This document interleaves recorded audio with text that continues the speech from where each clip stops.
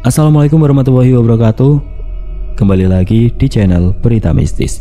Untuk kisah kali ini ada sebuah cerita dari tulisannya Jenar Moksa, sebuah kisah yang berjudul Darah Leak.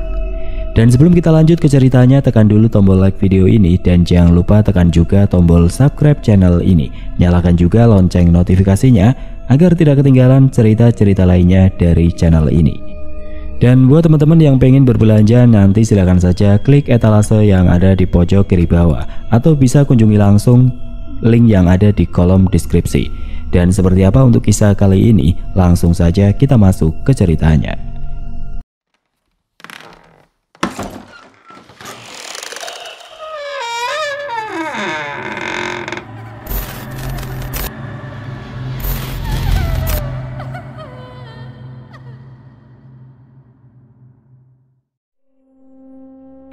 Kenapa Lim langsung tahu? Itu karena Al-Ghazali sempat mengirim pesan dan beruntun mempertanyakan keberadaan istrinya, apakah baik-baik saja bersama Lim. Dan Al-Ghazali meminta jika belum bertemu dengan Kek Wulan Widara, Al-Ghazali meminta Lim untuk mencari keberadaan Kek Wulan Widara dan mengabarkan kepadanya secepatnya. Kami di pelosok dan tidak ada sinyal. Ini lagi turun ke kota untuk cuci mata. Nanti sore balik lagi dan tidak ada sinyal lagi. Sampai semingguan lagi. Oh ya, bagaimana kabar? Terus kenapa tanyain istrimu pada kami? Lim membombardir, benar-benar tidak tahu apa maksud Al-Ghazali.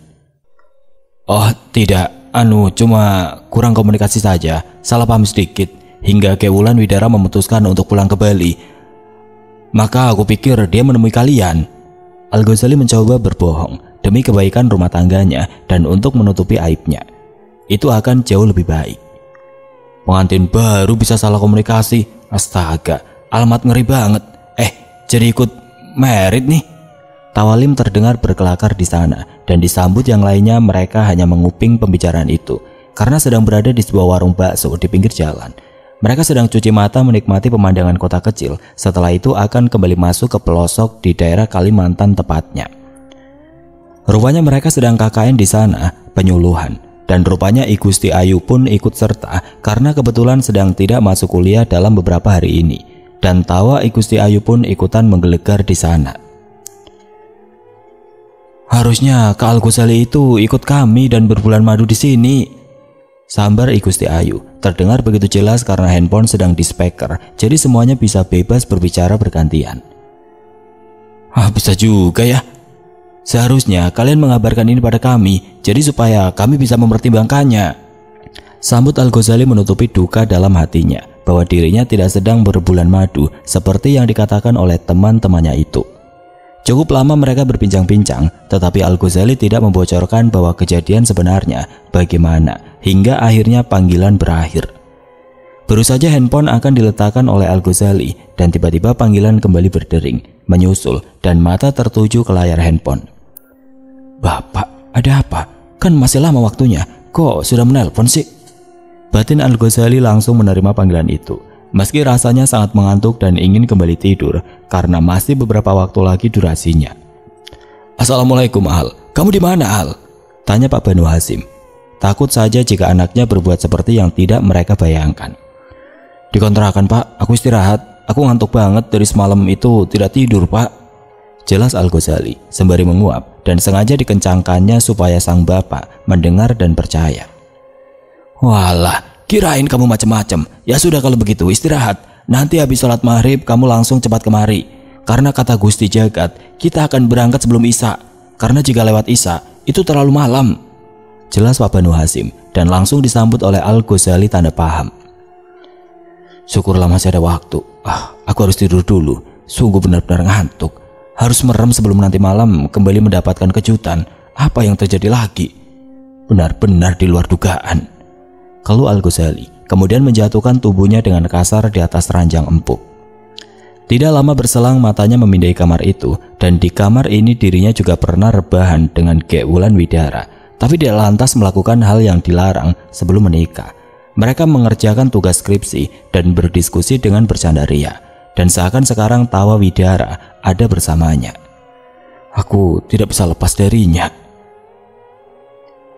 Memang tidak semudah itu melupakan. Jika jatuh cinta sehari saja bisa terbuai, tetapi untuk melupakan butuh durasi yang lama. keluh Al-Ghazali sembari menjambak rambutnya lalu membalik. Al-Ghazali memilih tidur dengan tengkurap agar tidak terlintas lagi bayangan Widara di pelupuk matanya. 15 menit kemudian dengkuran halus terdengar. Al-Ghazali sudah terbuai dalam mimpi. Al-Ghazali mimpi bertemu sang istri dan kembali membina rumah tangga. Itu arti mimpi Al barusan. Seakan dirinya dan Widara hanyut tetapi terdampar di sebuah muara dan saling berpegangan tangan, satu petunjuk bahwa usaha Pak Banu Hasyim akan menemui titik temu. Ya Allah, rupanya aku bermimpi. Al-Ghazali terjaga, tubuhnya berkeringat dan langsung mengibaskan kaos yang tadi melekat pada tubuhnya. Maklum saja padahal tadi hawanya dingin karena memang sedang diguyur hujan. Tiba-tiba sekarang membuat tubuhnya panas, apalagi setelah bermimpi barusan rasanya nyata. Mata Al-Ghazali memindai jarum jam, rupanya sebentar lagi maghrib dan dirinya harus bergegas mandi untuk melaksanakan sholat lalu meluncur ke rumah I Gusti Jagat. Tadi Al-Ghazali hanya mengendarai ojek untuk menuju ke tempat kontrakannya ini. Itu karena di sini mobilnya tertinggal. Ada sebuah mobil sport dengan harga lumayan menjadi tunggangannya. Dan sekarang Al-Ghazali bersama mobil tunggangannya itu sudah menyusuri jalanan kota Denpasar menuju ke rumah I Gusti Jagat. Sebelum Isya katanya mereka akan berangkat. Mata Al-Ghazali tertuju ke jok samping. Ada handphonenya berdering dan langsung diambilnya lalu disambut oleh suara sang bapak di sana. Cepat meluncur, sebentar lagi kami akan berangkat. Bagaimana kamu ini? Jangan sampai telat. Ingat, jangan mempermalukan bapak sama ibu. Pak Banu Hasyim menegaskan. Setelah itu langsung menutup panggilan. Itu karena pria itu menyempatkan diri menelpon dan keluar terlebih dahulu karena tidak enak hati. I Gusti Jagat sepertinya sudah menanti kedatangan Al-Ghazali, tetapi tidak kunjung menampakkan batang hidungnya. Akhirnya Al-Ghazali menambah laju kecepatan depan mobilnya dan akhirnya sampai di rumah megah milik I Gusti Jagat. Rupanya waktu yang tepat dan nyaris saja terlambat. I Gusti Jagat sudah berada di luar, begitu juga dengan kedua orang tuanya. Bahkan sang ibu sudah berada di dalam mobilnya. Klakson Al-Ghazali berbunyi dan berada di gerbang sana. Kemudian I Gusti Jagat memberikan kode disuruh mundur karena mereka sudah akan berangkat. Tampak Pak Banu Hasyim mendengus kesal ingin rasanya mengomeli anaknya itu. Padahal mereka mati-matian pontang-panting melakukan ini demi dirinya, justru malah enak-enakan. Ya Allah ya Robbi, bocah sembrul itu anakku, batin Pak Banu Hasyim ketika sudah masuk ke dalam mobil dan menutup daun pintu. Mata Pak Banu Hasyim mengamati spion, memastikan bahwa mobil sport sang anak berada di belakang mobil I Gusti Jagat, mengikuti kemana arah mereka pergi, dan sekarang sudah menyusuri jalur di mana rumah Niketut Teneng berada. Tepat terdengar azan Isya ketika melewati sebuah jalanan yang dihuni banyak mayoritas muslim meski bukan penduduk asli. Jantung Al-Ghazali berdegup kencang ketika mobil sudah memasuki di mana perumahan itu berada, tempat Niketut Teneng tinggal. Dan ini kali kedua dirinya memasuki jalanan perumahan ini. Akan tetapi tidak lantas mampir ke rumah Niketut Teneng waktu itu. Akan tetapi sempat melihat karena diberitahu di mana letak rumah Widara oleh para pecalang, pengurus adat waktu itu.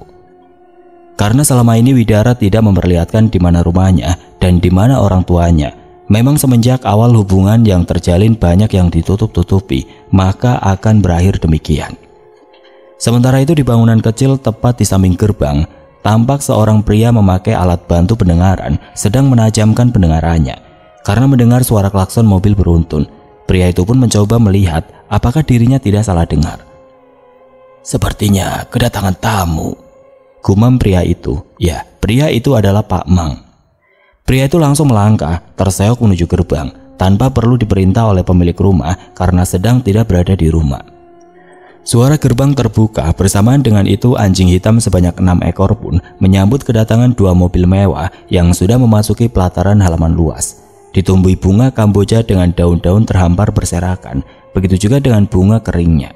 Meski ini sudah malam jam 8, tetapi jelas terlihat dari temaram rembulan malam dan lampu bohlam kemasan. Dan ditambah lagi angin yang bertiup kencang membuat dedaunan itu terbang, menyapu mobil hingga kaca depan kotor oleh dedaunan kerontang pada 2 mobil yang baru saja mematikan mesin. Mata Al-Ghazali menyala, mengamati sekitarnya. Ini baru pertama kali dirinya datang di rumah perempuan yang sudah dinikahinya. Mata Al-Ghazali menatap ke sembarang arah, terutama lantai atas. dan di sana ada lampu terang di sebuah kamar dan gordennya tidak tertutup.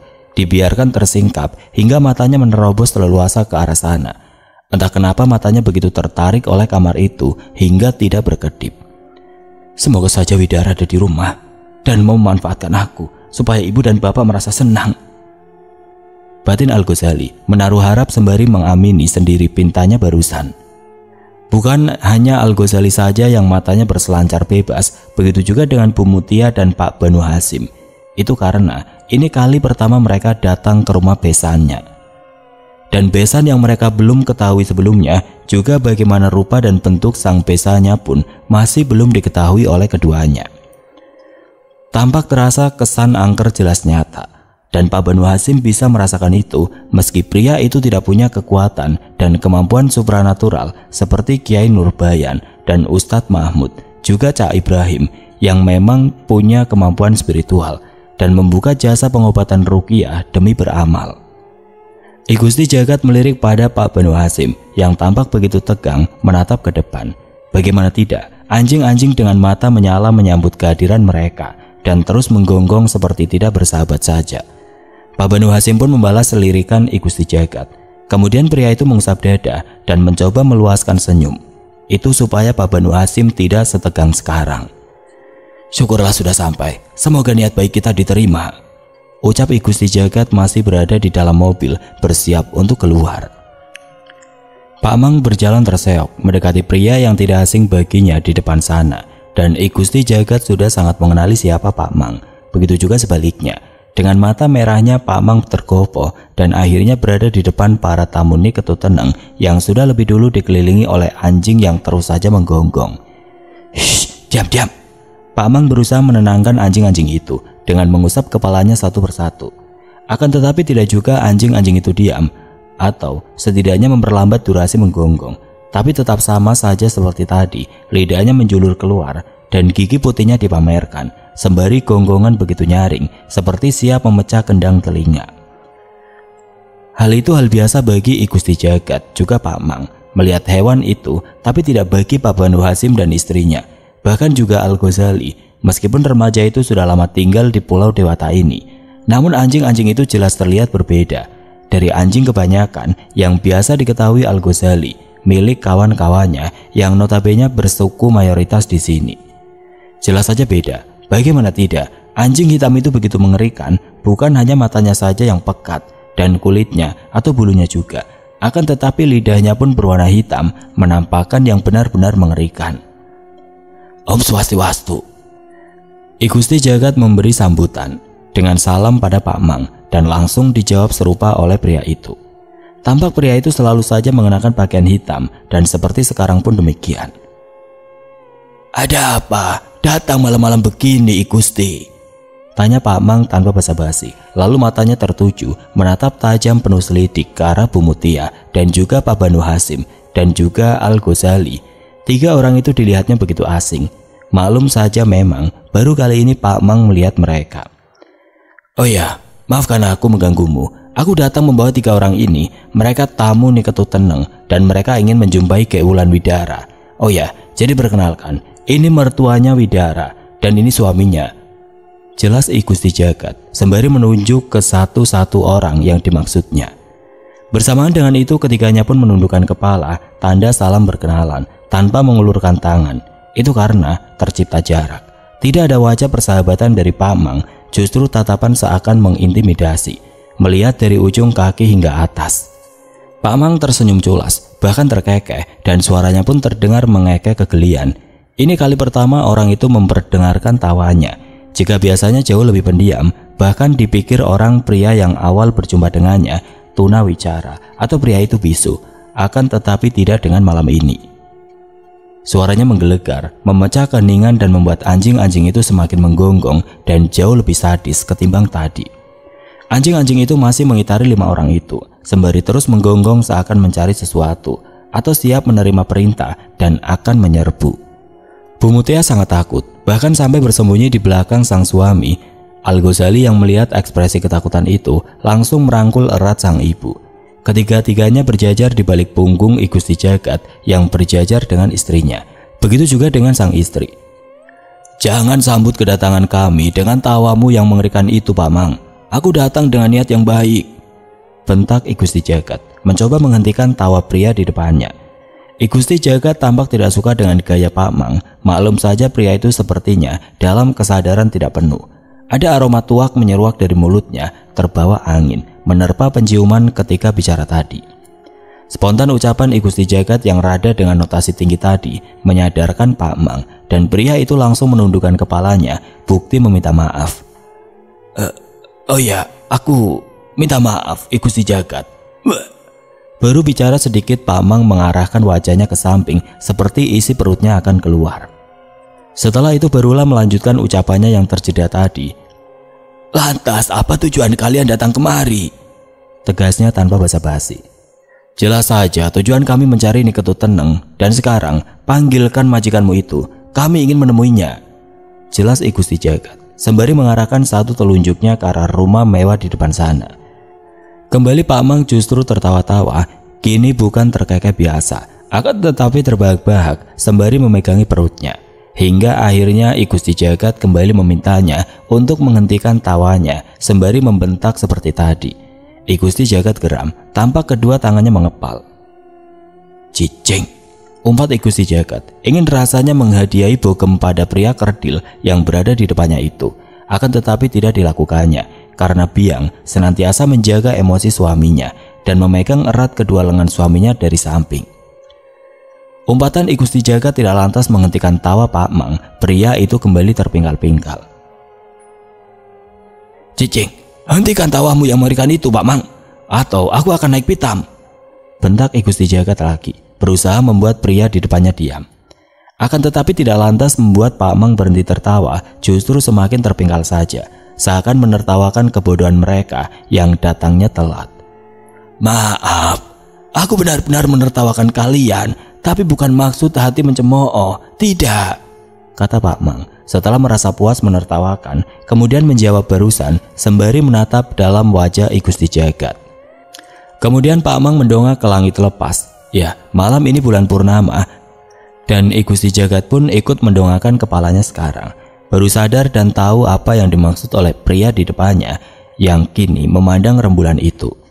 Pak Mang menatap tajam ke arah tamunya Niketut Teneng. Kalian terlambat. Niketut Teneng sedang membawa Ki Wulan Widara menemui Sang Betari Durga, tegas Pak Mang tanpa basa-basi sembari menunjuk langit lepas. Astaga. Duh, Gusti Jagat, Dewa Betari, semoga saja Sang Hyang Widi tidak merestui apa rencana perempuan nekat itu pada putrinya, kelakar I Gusti Jagat sembari menatap dalam wajah tiga orang di belakangnya. Al-Ghazali yang langsung memegangi Bu Mutia kaget mendengarnya. Perempuan berdarah Jawa itu paham benar apa yang dimaksud oleh Pak Mang, meskipun tidak dijelaskan secara gamblang. Lantas bagaimana? Biang memotong percakapan. Perempuan ingin solusi dan butuh segera penjelasan atas pembicaraan ini. I Gusti Jagat mencengkram erat lengan Pak Mang, berharap mendapatkan jawaban dari pria itu kemana mereka menemui Betari Durga. Maksudnya, di mana tempat sekarang mereka berada untuk melakukan ritual menemui Sang Betari Durga, sang penguasa kegelapan. Cepat katakan, bentak I Gusti Jagat ketika Pak Mang justru sempoyongan tadi nyaris saja jatuh, dan I Gusti Jagat secepatnya mencengkram erat kedua belah lengannya hingga pria itu kembali bisa berdiri dengan kokohnya dan menatap wajah I Gusti Jagat sekarang. Ke pesisir kuburan desa Terunyan. Singkat saja jawaban yang keluar dari mulut Pak Mang yang berbau tuak menyengat. Pak Mang menjawab dengan tegas, desa itu adalah tempat di mana kuburan angker berada karena jenazahnya diletakkan begitu saja. Akan tetapi tidak lantas berbau busuk, namun sebaliknya ada aroma harum, dan itu tempat yang dituju oleh Niketut Teneng membawa Ki Wulan Widara sekarang.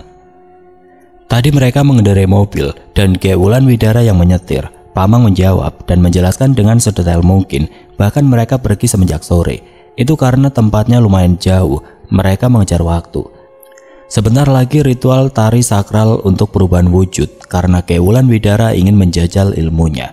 Untuk pertama kalinya akan dilakukannya di sana. Biasanya tempat itu akan ramai jika siang, akan tetapi jika malam tidak. Tapi biasanya ada saja orang-orang yang melakukan uji nyali. Beberapa orang anak muda yang tertantang itu biasanya, tapi sangat jarang. "Ayo, cepat masuk mobil," perintah Ki Gusti Jagat kepada Al-Ghazali dan orang tuanya. Namun sesampainya di pinggir mobil masing-masing, Ki Gusti Jagat menghentikan ketika Al-Ghazali akan masuk ke dalam mobilnya. "Al-Ghazali." "Kenapa Ki Gusti Jagat?" tanya Pak Banu Hasyim sudah dengan wajah tegang dan suaranya pun terdengar keras hingga menghentakkan Al-Ghazali yang akan menutup daun pintu mobilnya. "Ada apa Paman Ki Gusti Jagat?" tanya Al-Ghazali di sana, dan pria itu langsung mendekati Al-Ghazali. Memang mobil mereka tidak sebanding dengan milik Al-Ghazali, akan jauh lebih cepat sampai. "Sepertinya untuk menghemat waktu, kita satu mobil saja," kata Ki Gusti Jagat langsung mendekati, dan yang lainnya pun demikian. "Baiklah kalau begitu, tapi setidaknya mobil jangan diparkir di sini Paman Ki Gusti Jagat. Bawa saja keluar dari halaman ini, bagaimana?" tawar Al-Ghazali. Otaknya begitu cerdas, membuat Ki Gusti Jagat menghentikan langkahnya. "Pintar kamu Al." Pak Banu Hasyim memuji kecerdasan anaknya di waktu genting. Sementara Biang dan kedua orang tuanya langsung masuk mobil sesuai yang diinginkan oleh Ki Gusti Jagat. Itu karena mereka berburu dengan waktu. "Baiklah, benar juga kamu, memang cerdik Al," puji Ki Gusti Jagat tadi, menyampatkan diri untuk hal itu. Kemudian pria itu pun langsung menuju mobilnya tanpa lagi memperdulikan Pak Mang yang tampak sempoyongan dikelilingi oleh 6 ekor anjing milik Ni Ketuteneng. Anjing itu justru jauh lebih kencang dan saling bersautan mengusir tamu-tamu Ni Ketuteneng. Suara mobil Ki Gusti Jagat pun berputar arah dan langsung keluar dari halaman rumah dengan hamparan dedaunan kering. Menuju keluar sana, lalu parkir di bahu jalan. Rasanya jauh sekitar 300 meter, kemudian berhenti, menunggu kedatangan mobil Al-Ghazali. Suara ban mobil berputar pun terdengar dan langsung meluncur. Itu adalah mobil Al-Ghazali, lalu berhenti menghampiri Ki Gusti Jagat yang sudah menunggu di sana. Ki Gusti Jagat langsung duduk di samping kemudi. Beliau akan memberikan informasi dan beliau akan bertugas sebagai penunjuk jalan. Meskipun Al-Ghazali tahu di mana tempat kuburan terbuka itu berada. Hanya saja malam begini tentu butuh teman berbicara, takut kalau-kalau salah jalan. "Tancap Al," seru Ki Gusti Jagat sembari menepuk pundak Al-Ghazali. Mereka akan menuju pantai pesisir yang dimaksud. "Cepatlah Al," seru Ki Gusti Jagat tidak sabar. Pria itu berulang kali menepuk pundak Al-Ghazali supaya mempercepat laju kendaraannya. Jalanan menuju ke pantai yang dimaksud sangatlah sepi hingga mempermudah mobil melaju sesuka hati. Bu Mutia dan Pak Banu Hasyim begitu juga dengan Biang berpegangan erat. Tubuh mereka terhempas ke samping, sisi kiri dan kanan. Terkadang saling berbenturan, bahkan wajah mereka sempat menabrak jok depan. Sementara Ki Gusti Jagat standby, satu tangannya berpegangan kuat, sembari mulutnya terus nyerocos meminta Al-Ghazali untuk mempercepat. Ketika ada sedikit saja jalan berlubang-lubang, mata pria itu bisa melihatnya dan langsung berseru supaya menambah tingkat kewaspadaan. "Aku sudah dalam kecepatan penuh Paman," sembari Al-Ghazali padahal sudah benar-benar maksimal, akan tetapi tetap saja Ki Gusti Jagat protes, merasa durasinya lamban.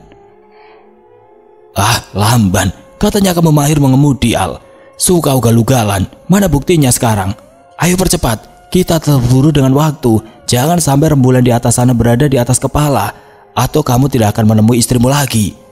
Jelas Ki Gusti Jagat dengan nada tidak lagi lembut, suaranya terus berteriak-teriak, sampai-sampai urat pada batang lehernya menonjol. Di balik ketidaksabarannya, pria berkarisma itu punya niat yang tulus.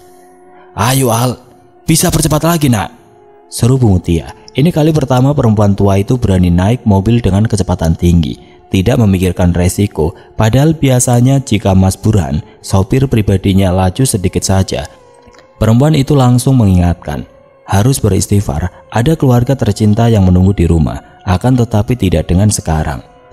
"Benar Al-Ghazali, seperti kata ibumu, kamu harus cepat. Kita berburu dengan waktu nak." Pak Banu Hasyim pun menimpalinya, sepakat dengan istrinya. "Ya."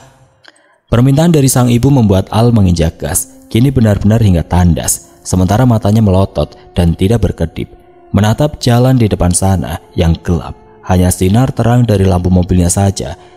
Di sisi kiri dan kanannya masih jerami setinggi atas kepala. Tidak ada lampu penerangan yang membantu. Tidak ada rumah penduduk yang berjajar di kiri kanannya. Kupu-kupu dan binatang malam yang melintas juga burung tertabrak ketika menghalangi jalan Al-Ghazali. hingga terdengar suara bunyi khas ketika kaca depan mobil terbentur.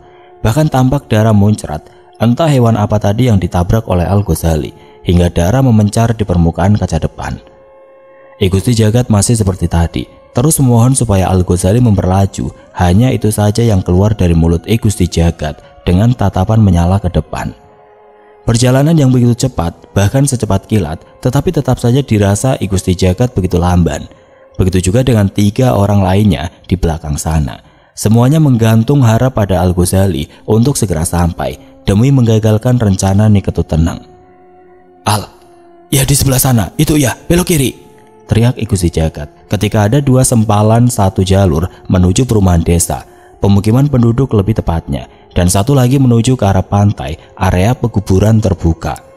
Posisi Gusti Jagat juga tidak lagi duduk, tetapi setengah berdiri sembari menyalang menatap ke depan sana. "Sebelah sana kah Paman? Kiri atau kanan ini?" Al-Ghazali tampak grogi, berusaha menjelaskan agar tidak salah arah. Gusti Jagat terlalu nyerocos hingga membuat Al-Ghazali kebingungan. Bahkan belum dilihatnya arah jalan yang dimaksud, akan tetapi pria itu sudah mengatakan arah mana yang harus diambil oleh Al-Ghazali. Gusti Jagat menajamkan pendengarannya juga penglihatannya. Desir ombak sudah menyambut kedatangan mereka, tertangkap jelas oleh pendengaran kelimanya. Gusti Jagat gamang, sudah lumayan lama dirinya tidak berkunjung di sini. Satu waktu saat itu upacara pengabenan massal dan dirinya diminta untuk hadir. Tapi itu sudah beberapa tahun yang lalu karena urusannya banyak hingga sampai-sampai lupa. Dengan lokasi ini, arah jalan yang dituju sebelah mana pun sudah tidak diingatnya. "Cicing," umpat Gusti Jagat sembari menepuk jidatnya sendiri. Memang di saat genting selalu saja kebingungan itu mendera seperti saat ini. "Sebelah sana, ya sana," Gusti Jagat memastikan. Setelah kebingungan tadi tertangkap oleh penglihatannya ada petunjuk arah lalu lintas dan membuatnya langsung berseru. Hal itu membuat Al-Ghazali langsung mengerem mendadak, mengalihkan jalur mobilnya yang nyaris saja salah arah. Salah, kanan, kanan," teriak Gusti Jagat. Rupanya dirinya salah karena ada petunjuk jalan tadi tertangkap olehnya. Tampak terang dia terpal lampu mobil.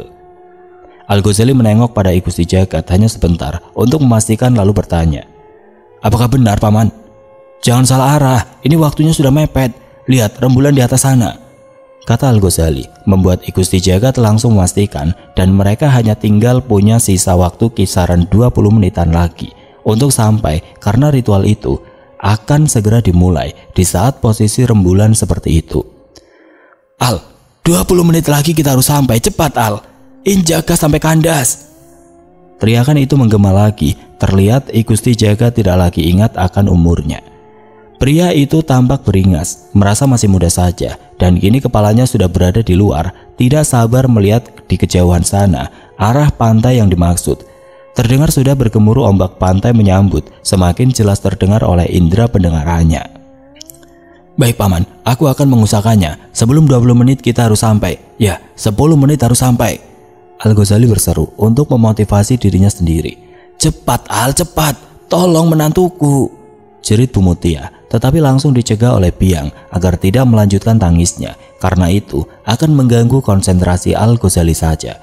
Terdengar suara mobil tertahan, Al-Ghazali terus menginjak gas, berusaha untuk lolos. Bagaimana tidak, mobil sudah melewati jalanan berpasir hingga tidak mudah untuk melaju. Jikapun harus merambat, dan ini akan memakan waktu lebih lama, membuat Al-Ghazali langsung menghentikan mobilnya, tetapi belum mematikan mesinnya. "Ini 5 menit lagi," teriak Gusti Jagat. Mengira-ngira ketika mobil berhenti, pria itu pun seakan putus harapan, sampai-sampai mau menepuk-nepuk pintu mobil dengan kasarnya. "Apa yang kamu lakukan Al? Ayo tancap," teriak Gusti Jagat, tidak lagi sadar. "Bagaimana tidak berhenti? Ban kandas, akan lebih baik kita berjalan saja atau kita berlari, karena itu akan jauh lebih cepat sampai," usul Al-Ghazali sebelum mematikan mesin dan menunggu disanggupi oleh Gusti Jagat. "Ayo, kalau begitu kita cepat keluar. Ayo, cepat-cepat," seru pria itu sudah berada di luar mobil setelah sebelumnya menghempaskan keras pintu. Gusti Jagat langsung bersiap untuk mengambil ancang-ancang. Biang dan Bu Mutia pun keluar, disusul Pak Banu Hasim dan Al-Ghazali. Mereka semuanya sudah berada di luaran. "Sebelah mana Paman?" teriak Al-Ghazali. Sudah tidak sabar menunggu arah mana yang biasanya digunakan untuk ritual seperti ini. arah yang dianggap paling angker. Dan aroma harum dupa sudah menyeruak menyambut indera penciuman mereka, diterpa angin pantai yang begitu kencang. "Sebelah sana, ayo lari, cepat, ikuti aku!" teriak I Gusti Jagat, langsung mengayunkan langkah dan langsung melesat kencang. Al-Ghazali pun mengekor, begitupun juga Pak Banu Hasim. Pria tua itu rupanya masih begitu lincah berlarian. 3 orang pria itu tidak lagi peduli dengan 2 orang perempuan yang berusaha untuk lari kencang. Meski kaki keduanya tertanam pasir karena medannya tidak mudah dan hal itu dilakukan di usia yang sudah seperti itu, wajarlah bila kedua perempuan itu jauh tertinggal. Akan tetapi Bu Mutia dibantu Biang terus berusaha secepat mungkin sampai dan jangan sampai ketinggalan menyaksikan menantunya kembali pada anaknya. Begitu juga dengan Biang, tidak ingin melewatkan momen mengharukan itu nanti. Mereka terus melewati pekuburan sepanjang pesisir, dan bukan pekuburan biasa, akan tetapi melainkan pekuburan yang mayatnya hanya ditaruh atau digeletakkan begitu saja tanpa ditimbun, hanya ditutup kain putih dan loreng, ditemani sesajen, dupa dan canang-canang berisikan kembang. Akan tetapi tidak lantas tercium aroma busuk menyambut kedatangan mereka. Yang ada hanyalah aroma kemenyan, kombinasi dupa menyeruak memenuhi rongga kepala masing-masing. Dan hamparan tengkorak, tulang belulang terhampar jelas tertangkap oleh indera penglihatan Bu Mutia. Bagi Biang ini hal biasa, akan tetapi tidak bagi perempuan berdarah Jawa itu. Namun tidak lantas membuatnya takut, karena tujuannya menjemput sang menantu tercinta yang sudah dianggapnya seperti anak kandungnya saja. "Ki Wulan Widara, istriku, hentikan!" Al-Ghazali yang berada paling depan langsung berteriak-teriak tadi ketika melihat pergerakan 2 orang di depan sana. Dan jelas dilihatnya dari temaram rembulan yang tepat berada di atas kepala. Akan tetapi entahlah apakah perempuan yang masih diakui istrinya barusan akan menghentikan atau tidak ritualnya untuk menjadi layak. Al-Ghazali berlarian paling depan meninggalkan I Gusti Jagat yang berusaha menarik tangan Pak Banu Hasim. "Pergilah lebih dulu, Al. Langkah kami berdua terlampau lamban," seru I Gusti Jagat merasa bahwa akan memperlambat waktu jika Al-Ghazali menunggunya. "Baik," sambar Al-Ghazali langsung melebarkan langkah dan berteriak keras tadi ketika tinggal sedikit lagi sampai. "Ayolah, jangan merasa tua sekarang." Motivasi dari I Gusti Jagat untuk Pak Banu Hasim, pria itu terlihat payah. Rupanya mereka kalah dengan usia hingga akhirnya sudah tertinggal cukup jauh dan signifikan untuk dikejar. Bagaimana tidak? Ada 100 meter di mana Al-Ghazali sudah jauh di depan sana, bahkan kini sudah tepat berada di depan Ki Wulan Widara dan Nyi Ketuteneng. Tampak 2 perempuan itu mengenakan kemben dan dibalut pakaian kebaya hitam. Kembennya kombinasi putih dan kotak-kotak hitam, juga merah, tersusun 2 lembar itu. Sementara itu kepalanya diikat kain putih dan rambut keduanya cuma di jempol konde. Ki Wulan Widara tanpa polesan make up, wajahnya natural, tampak jelas dari rembulan malam yang begitu terang. Seakan-akan hanya tertuju pada wajah alami Ki Wulan Widara saja. Cantik itu yang terlihat. Meskipun tidak dipoles make up, alis tebal, hidung bangir, kombinasi lengkap yang dimiliki Ki Wulan Widara. Al-Ghazali tidak peduli terhadap perselisihan mereka dan langsung berseru. Pria tampan itu tidak peduli bila mana hanya akan di bibir atas pelin-pelan keputusannya. "Jangan lakukan itu, Kek. Aku mohon. Jangan, Ki Wulan Widara. Ikutlah pulang bersamaku. Aku mohon, kamu istriku. Ingat asma Tuhanmu, sayang." Tiba-tiba saja Al-Ghazali tidak berani menguntai kalimat tadi, terdengar menggema dan begitu gentle. Padahal tadinya gamang saat masih berlarian akan memutuskan kembali membina rumah tangga. Itu mustahil, namun hamparan tulang belulang milik manusia di sepanjang pesisir membuat Al-Ghazali terpanggil untuk membawa perempuan di depannya itu untuk kembali pada imannya yang sudah berganti. Sepanjang perjalanannya seharian di rumah tadi berdiam diri, menyendiri, bermunajat untuk mencari jawaban atas perasaannya yang masih memberikan 2 opsi. Meskipun lebih banyak terdiam, Al-Ghazali mendapatkan petunjuk dan benar kata kedua orang tuanya. "Aku harus bertanggung jawab atas kemuliaan Ki Wulan Widara." Diri Al-Ghazali memantapkan hati dan bertanggung jawab atas keputusan Ki Wulan Widara yang berani meninggalkan keyakinannya demi cinta kepadanya. Memang semua ada lewat perantara hingga Ki Wulan Widara memutuskan menjadi seorang muslimah dan tidak adil rasanya bila dirinya meninggalkan hanya karena ini. Karena ilmu itu semua masih bisa diobati, tentunya dengan banyak cara bisa ditempuh. Ki Wulan Widara menatap tajam ke arah belakang. Tadi posisi keduanya perempuan itu membelakanginya. Ki Wulan Widara menatap wajah Al-Ghazali, pria yang sangat dicintainya. Namun, itu rasa yang sudah kemarin-kemarin dan juga sekarang pun masih demikian. Aku harus membencinya, batin Ki Wulan Widara. Tidak bisa dipungkiri olehnya, rasa cinta itu masih ada, akan tetapi berusaha disembunyikan. Dan yang dipamerkannya saat ini tatapan bengis dan penuh amarah. Ki Wulan Widara tidak lantas mendekat, cuma menoleh 80 derajat, begitu juga Al-Ghazali. Spontan langkahnya tertahan. Ki Wulan Widara, Mas mohon sayang. Suara Al-Ghazali terdengar lirih sambil berdiri lunglai. Berharap perempuan di depannya masih punya rasa seperti malam itu padanya. Anjing anak Jawa, umpat perempuan tua di belakang Ki Wulan Widara dan melakukan hal yang sama, menoleh pada Al-Ghazali. Sementara Niketu Teneng dengan tatapan menyalang seakan ingin segera melumat pemuda gagah yang sudah membuang anak gadisnya itu. Meskipun belum pernah bertemu, tetapi perempuan itu bisa merasakan bahwa pemuda gagah yang datang ini dia adalah suami sang anak. Ki Wulan Widara, tolong jangan lakukan itu. Kembalilah pada Mas. Ki Wulan Widara, aku sudah menerimamu apa adanya. Kumohon jangan lakukan itu. Dengan kedua tangan menangkup dengan dada, Al-Ghazali mengemisnya. Al-Ghazali memberanikan dirinya meskipun rasanya begitu malu. Dan wajahnya terasa begitu menebal ketika menguntai kalimat tadi. Apalagi terlihat Ki Wulan Widara mengejek dengan sedikit senyum mengintip. Dada Al-Ghazali berburu, naik turun dan nafasnya tersegal-segal.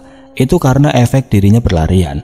Bukan hal mudah menapaki dalamnya pasir pantai yang begitu lembut hingga membuat setiap langkahnya tertahan. Kedua kakinya tertancap, itulah sebabnya membuat 4 orang tua di belakang sana masih tertinggal dan belum menampakkan batang hidungnya. Kemudian, setelah menahan senyum yang susah untuk dideskripsikan pada sebuah narasi pendek, Ki Wulan Widara membuang nafas panjang, kemudian membingkai kalimat yang dalam 2 hari ini tidak pernah dari mulutnya. Selama tinggal di rumah sang ibu, Ki Wulan Widara tidak pernah sekalipun berbicara sepatah kata pun. Coba katakan sekali lagi, aku tidak mendengar apa kata-katamu tadi. Ki Wulan Widara berkata dengan suara lembut, karena memang tutur bahasanya lembut. Tapi untuk sekarang jelas tidak ada nada persahabatan yang meluncur dari setelah bibirnya tadi. Seakan dirinya berbicara dengan orang asing yang belum pernah ditemuinya sebelumnya. Al-Ghazali tertunduk, lalu melempar tatapan ke samping, matanya tidak berani menatap Niketu Teneng yang seakan ingin menelannya hidup-hidup. Perempuan parubaya itu pun menatap tajam ke arah Al-Ghazali. Kemudian, Al-Ghazali menjawab dengan lantang meskipun rasanya begitu malu. Malu telah menjilat kembali ludah yang telah dibuangnya, akan tetapi tetap dilakukan oleh Al-Ghazali demi menolong Ki Wulan Widara. Apapun akan dilakukannya. Ibarat kata meminum air seninya sendiri pun sekarang akan dilakukannya. Tidak, kamu tidak salah mendengar. Ki Wulan Widara, aku mencintaimu. Tolonglah, pulanglah denganku. Dengarlah, sekarang Mas menerimamu apa adanya. Jelas Al-Ghazali dengan suara berirama dan tertahan, semakin pelan dan jelas. Namun itu justru membuat Ki Wulan Widara mendesis, membuang tatapan ke sampingnya dengan satu tangan yang masih berpegangan pada ancak. Akan tetapi kakinya belum berputar 180 derajat dan untunglah hal itu belum dilakukannya. Jika sudah, maka tamatlah semua dan sudah bisa dipastikan innalillahi wa inna ilaihi rajiun. Untuk ini masih ada jeda sedikit waktu untuk Ki Wulan Widara berbincang dengan hati kecilnya. Ya Allah, sudah yakinkah aku akan meninggalkan Mas Al-Ghazali? Batin Ki Wulan Widara. Ki Wulan Widara tidak mengetahui jika kedatangan Al-Ghazali beserta dengan kedua orang tuanya. Mata perempuan itu tidak tertuju di kejauhan sana, hanya menatap wajah Al-Ghazali seutuhnya dan penuh selidik. Sepertinya aku salah mendengar. Aku layak dan Mas tidak menerima. Bukankah sudah Mas katakan aku bukanlah manusia? Lantas kenapa sekarang mencariku, menghentikan penyempurnaanku? Ki Wulan Widara bertanya dengan suara tertahan. Bahkan sepasang mata cantiknya pun langsung berkaca-kaca. Niketu Teneng yang melihat itu langsung mendekati Ki Wulan Widara dan menepuk pundak anaknya dengan kerasnya hingga membuat Ki Wulan Widara terhuyung ke depan. Jangan lemah, Cipanakcang, maka lakukan ritualnya segera. Lihatlah, Sang Betari Durga telah menunggu. Maka tunjukkan kepada pria di depanmu ini bahwa Ci adalah leak. Kita berdua adalah leak. Tawa Niketu Teneng berkelakar. Setelah memberikan ketegasan pada anaknya, hal itu membuat Al-Ghazali langsung mundur 3 langkah. Tunjukkan pada anak Jawa itu. Niketu Teneng menunjuk Al-Ghazali.